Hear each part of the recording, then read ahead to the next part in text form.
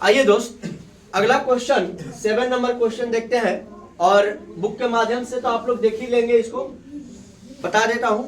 Class 10 chapter 6 प्रश्नावली 6.2 question number 7, ठीक है। और चैप्टर का नाम त्रिभुज। कह रहा है कि सिद्ध कीजिए कि एक त्रिभुज की एक भुजा के समान मध्य बिंदु, तो एक त्रिभुज हमने क्या ले लिया, एबीसी, और इसके एक भुजा का मध्य बिंदु हमने क्या ले लिया, पी से होकर दूसरी भुजा के समांतर, तो इस भुजा बीसी के समांतर यह पी क्यू है कि नहीं है।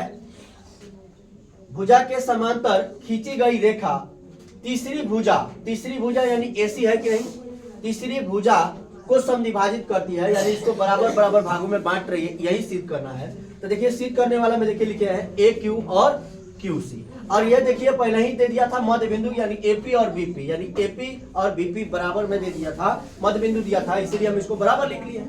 यहाँ तक कोई डाउट है तो बताइए, नहीं है। आइए आगे प्रमाण में। अब देखिए, अब कहिएगा सर रचना क्या हुआ, रचना कुछ किए ही नहीं है इसमें, तो हम क्या करेंगे। ये फिर बोला था जैसे हमने त्रिभुज बना लिया है, अब अपने से कुछ करते तब ना। तो चलिए आप देखिएगा, सबसे पहले हम लोग लिखेंगे त्रिभुज ए बी सी में, किसमें, त्रिभुज ए बी सी में। अब यहां पर पहले ही कह रहा है कि पी क्यू जो है वो समांतर है किसके, बीसी के।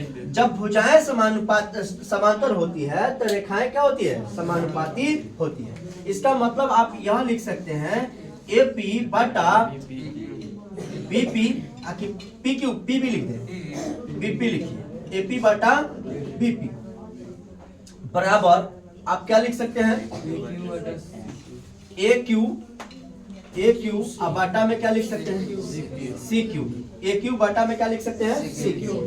अब अभी ध्यान से आप समझे हैं, यहां पर देखिएगा ए पी अब बराबर दिया हुआ है बीपी, ए पी बराबर में क्या दिया हुआ है, बीपी।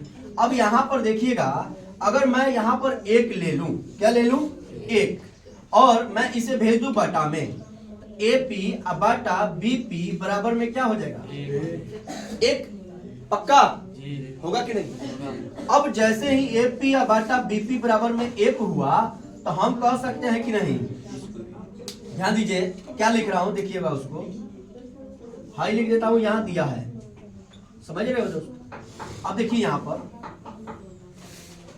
लिखा हुआ है ए पी बाटा में बीपी, अब बराबर में लिखा हुआ है ए क्यू, अब बाटा में लिखा हुआ है सी क्यू, अब बराबर में हम लिख सकते हैं एक, नहीं लिख सकते हैं। ध्यान से देखिए, एपी बाटा बीपी इसके बराबर में एक है, इसके बराबर में ये है, यानी ए क्यू बाटा सी क्यू है, तो इसके बराबर में भी तो एक हो जाएगा।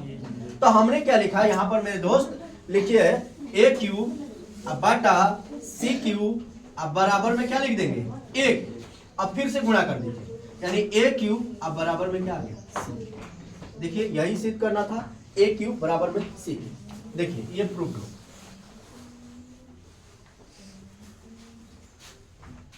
भारी है क्या।